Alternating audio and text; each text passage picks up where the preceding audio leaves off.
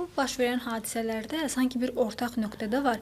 Hücumu törədən hər iki məktəbli, biri keçmiş şagird olub, biri isə hələ də o məktəbin ikisi də sonda özünü öldürüb. Sanki qorxu ilə qorxusuzluq onlarda eyni anda olub. Bunun səbəbi nədir Rafiq bəy? Baxın, gəlin hər şeyi psixoloji, anatomik təhlil eləyək.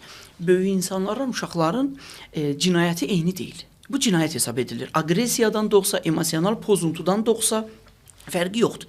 Bunlar cinayətdir. 14 yaşdan sonra 17 yaşa qədər olan yetkinlik yaşına çatmayan yeniyetmələrin törətdiyi cinayətlər, onlar spontan, düşünülmüş, planlı, amma fəsadı nə olacaq? Dərk edilməyən cinayətlərdir. Ona görə də yeniyetmələrin törətdiyi cinayətləri bəzən çox təcrübəli kriminalistlər aça bilmir. Yəni o uşaqlar planlamadan, amma məqsədli, planlamırlar cinayət törətmək, amma məqsədlidir. Biz bunu eləyək.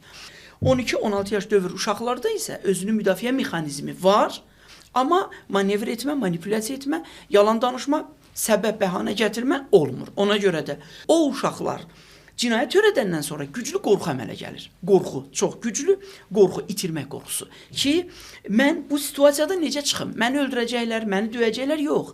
Məni cəzalandıracaqlar, onlar bunu düşünə bilmir. Çünki onlar törətdiyi cinayətin fəsadını bilmir.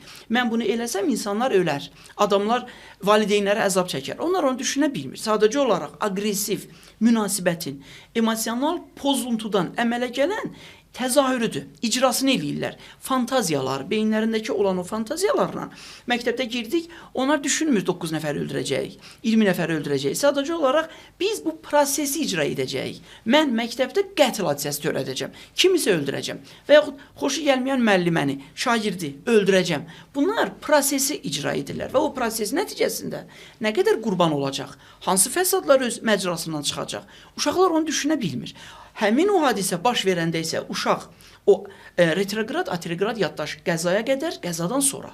Hadisədən sonra isə uşaqlarda sakitləşir, sursat bitir, xəsarət yetirmə imkanları tükənir, artıq 1-in, 3-ün, 4-ün xəsarət yetirdi, artıq sursat yoxdur. Yəni silahdırsa sursat yoxdur və yaxud tükəndi. Tükənən kimi isə onlarda güclü qorxu əmələ gəlir və bu cür uşaqlar bəzən özlərini, düzdür, belə bir faktlar var, onlar özlərini o silahdan istifadə edərək qətlə yetirmir. Ya özlərini atırlar, binadan atırlar və s.